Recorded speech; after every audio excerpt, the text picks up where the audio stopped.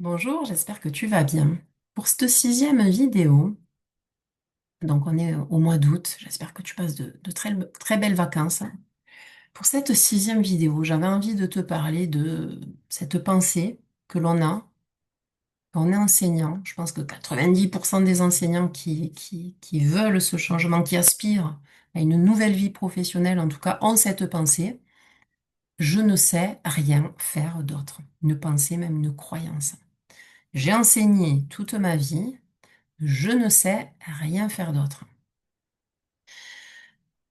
Je sais juste enseigner, je sais juste être prof. Donc ça, c'est une pensée qui revient très, très, très souvent, qui est tout à fait normale, bien évidemment. Mais ça reste une croyance. Une croyance qui te limite, qui t'empêche d'avancer. D'accord? Et qui est fausse. Et qui en plus est super fausse. Donc, tu sais faire plein, plein, plein de choses. D'accord? Mais tu ne vois pas tout ce que tu sais faire. En général, une personne, je le vois chez les personnes que j'accompagne, n'ont pas conscience de leur talent naturel. Elles vont me dire, voilà, en tant qu'enseignante, j'ai développé telle compétence, et puis telle compétence, et puis une liste de compétences, mais ça n'aide pas forcément pour trouver un nouveau métier. Ou alors ça vous aide à aller, à envisager des métiers qui ressemblent un petit peu à l'enseignement. D'accord? Alors qu'au fond de vous, vous n'avez pas envie de vivre un métier forcément similaire. D'accord? Vous pouvez avoir envie de partir sur quelque chose de totalement différent, mais ne pas vous l'autoriser.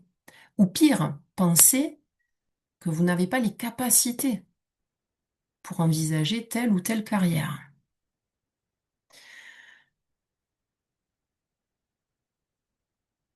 Donc, je ne vais pas réénumérer toutes les compétences que vous avez développées en tant qu'enseignante, mais elles sont juste immenses.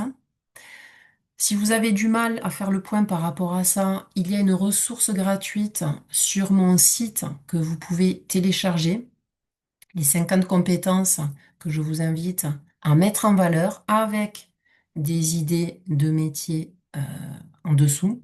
Donc, si ce n'est pas fait, allez télécharger ce document-là. Ça vous donnera déjà plein d'indications et plein de déclics, en tout cas, je l'espère, pour vous dire, ah ben oui, c'est vrai, je sais faire ça aussi. Donc, l'idée, c'est de bien vous faire percevoir que vous avez énormément de compétences. Si on s'appuie uniquement sur celles que vous avez développées en tant qu'enseignant, qu'enseignante, parce que bien évidemment que dans cette liste-là, il n'y a pas vos talents naturels, vos talents qui n'appartiennent qu'à vous, d'accord? Et ça, c'est le travail que l'on fait, hein, les chercher, c'est mettre le doigt sur ces talents-là. C'est le travail que l'on fait lors des accompagnements individuels, d'accord? J'ai mon petit qui se réveille à que je pointe sur moi et qui va se rendormir. Je continue la vidéo, je suis habituée. Donc ces compétences-là, prendre le temps de faire le point et connaître ses talents naturels, mais également les talents que l'on a développés en tant qu'enseignant, il faut le prendre ce temps-là. C'est quelque chose de très important qui va vous donner des indices et qui va vous donner également des idées de futurs métiers vers lesquels vous aimeriez éventuellement vous engager. D'accord?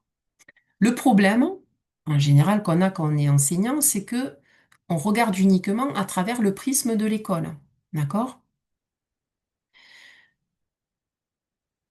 On se focalise uniquement sur ces compétences qui ont été développées en tant qu'enseignant. On se dit qu'ailleurs, dans d'autres métiers, elles ne serviront peut-être pas à grand-chose. OK? Alors que si, dans certains domaines, ces compétences-là, vos talents naturels, vos compétences naturelles, plus les compétences que vous avez développées en tant qu'enseignant, eh bien, vous serviront beaucoup. C'est même pour ça que parfois, sur certains postes, ils aiment embaucher, employer des enseignants. OK?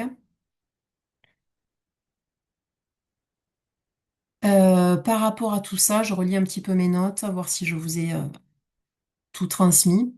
Donc déjà, dites-moi dans les commentaires si vous avez cette croyance-là. C'est fort possible, hein. C'est fort possible, hein. Mais avant de chercher un nouveau métier, voilà, commencez par reconnaître tout ce que vous portez déjà en vous.